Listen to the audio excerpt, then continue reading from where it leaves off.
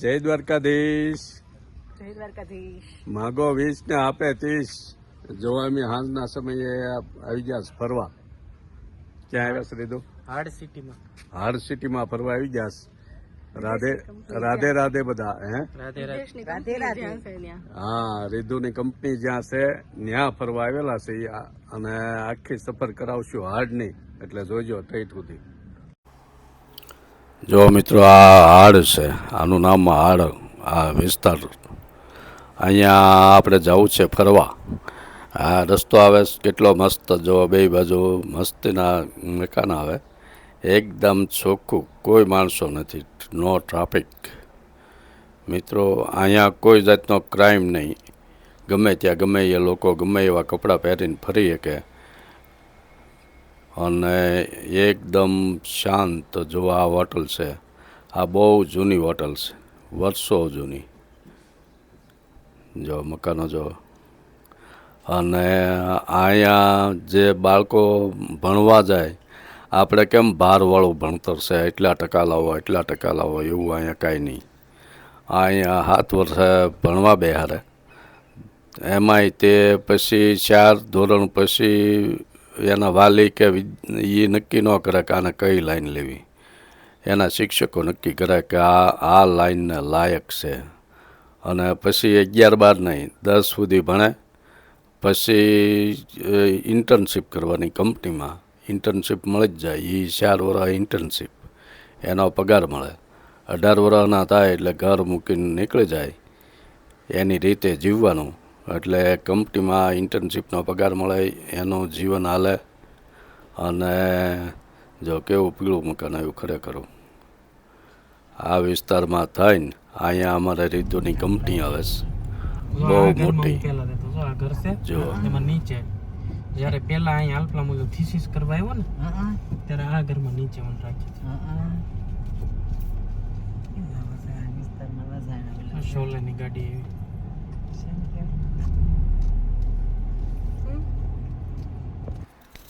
જો પહોંચી ગયા આપણે હાડના આ સરોવર, દરિયા કિનારે. અહીંયા દરિયો કે આમ મીઠા પાણીનું સરોવર.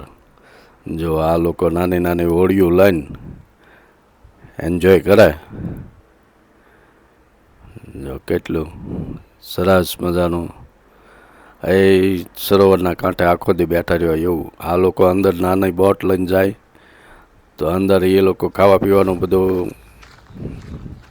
જો હવે આપણે જવું છે ચર્ચના દર્શન, ભગવાન ઈસુ ખ્રિસ્તના દર્શન કરવા જવું છે. ઝાડવા જુઓ, આ પ્રકાર વેલા સડી જશે. બધી બાજુ વેલા સડી જશે.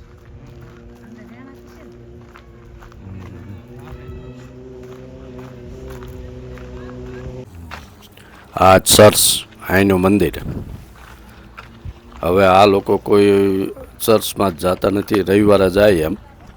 પણ આપણી જેમ સવાર સાંજ જવું ને એવું કાંઈ નહીં. રવિવારે એક દિવસ જાય. જો સાયકલો ફેરવે બધા. ચાલો અહીંના ચર્ચમાં દર્શન કરવા. મગની શીંગો આવે એવી શીંગો. અને આપણે ઘરમાં આવે એ ટાઈપની.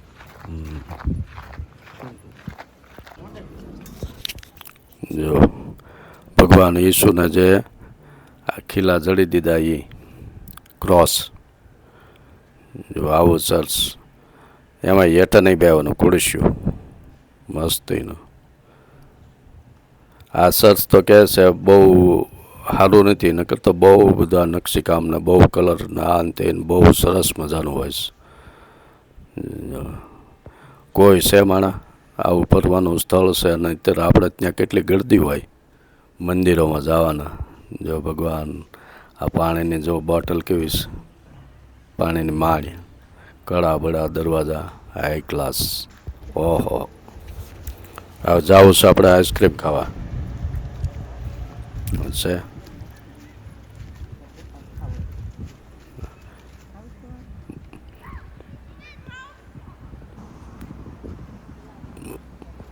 હરિયાળી જો ગાડી જોવો તમે, મસ્તી.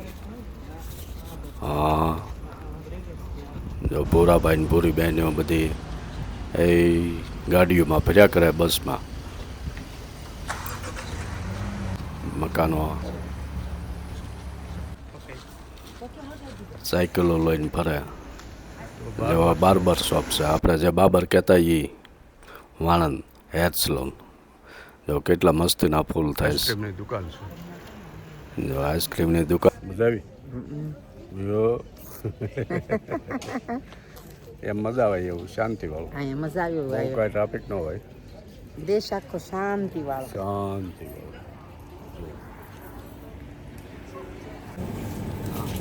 રંગબેરંગી કેટલી જાતના મસ્તીના આઈસ્ક્રીમ આવે હો, એકદમ નેચરલ, કોઈ મિલાવટ નહીં, ફ્રૂટના બધા. હા હાલો હું બોલું ચાવ ચાવ બોલો હે ચાવ બોલું. જો આવી જગ્યાએ આવી ગયા છે. અહીંયા બધી આ તળાવ જ છે, એક જ ધારો, લોકો નાય મોજ મસ્તી કરે. જો ઓળખા લઈ લઈને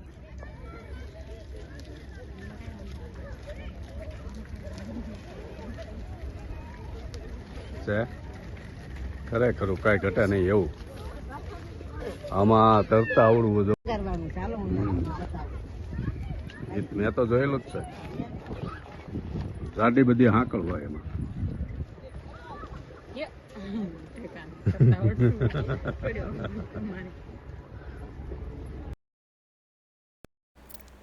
આવું નાનું નાનું બધું આ બધા ઘરને જ રાખે ઓળિયું. એટલે જ્યારે જવું હોય ત્યારે આ ગાડી બાંધીને કે ગાડી ઉપર મૂકીને નીકળી જાય. જો એને દેશી મળી ગઈ લાગે છે ભૂરી બેનિયારી.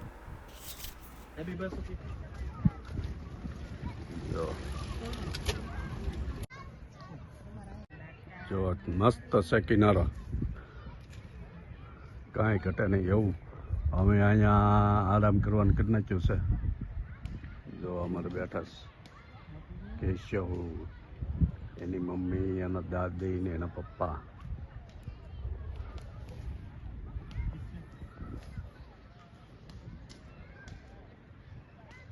પેલો સરસ છે.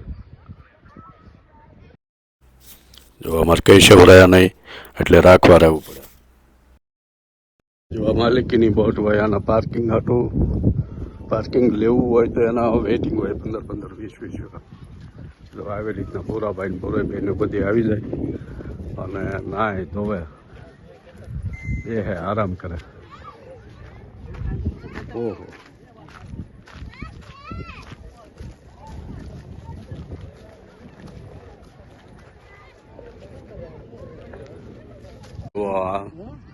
હોળી લાંગરવાનું છે, પણ અસલ આપણે લોખંડનું હળ આંકવાનું ખેતરમાં આવે એવું.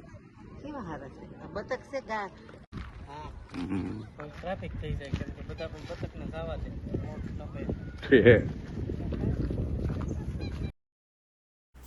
જો ફોટો સેશન હાલ જ કેશવનું. કેવું મસ્તીનું આકાશ ને બધું કેટલું સરસ છે ને કાંઈ ઘટે નહીં એવું. જો અહીં ખંભાઈ બે હારવાને તો ઓલી છે કાં છોકરાને ખંભાઈ બે હારીને એને બાપા લઈ જાય એમ ડુંગરાય ચડી જાય. બોલો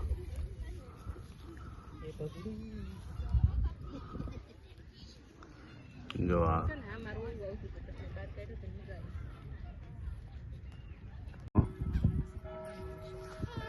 આનો વાગે આ છે વિશે હોય પણ આ છે એટલે નો વાગે. આ કેટલું કોણ હા હા સબ્જી સબ્જી લાઈ માર કંકુ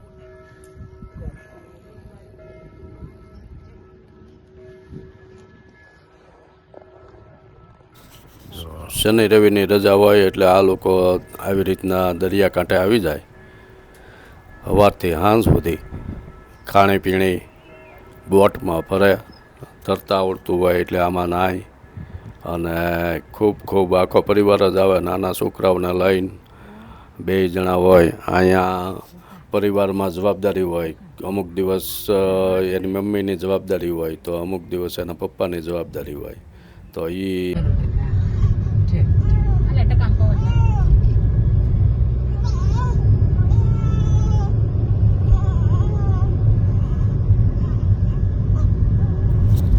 મિત્રો હવે આપણે આવી ગયા ઘરે.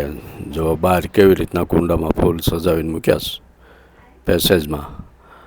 આ ભાઈ દૂધનું કેર ને બધું મૂક્યું છે મસ્તીનું. વહેલી સવારના જો 7:30 થયા છે અને સુંદર મજાનું ખુશનુમા વાતાવરણ. સૂર્યનારાયણ દેવ આવી ચૂક્યા છે અને ડુંગરની નીચે જેવા વાદળ દેખાય છે. વાદળા નીચે આવી ગયા છે.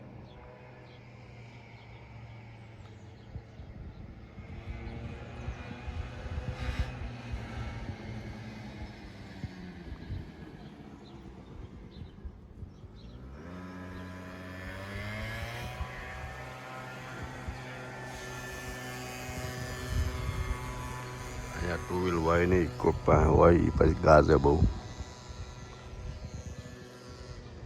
એકદમ શાંત વાતાવરણ, પક્ષી બોલે છે અને ઠંડો ઠંડો પવન આવે છે.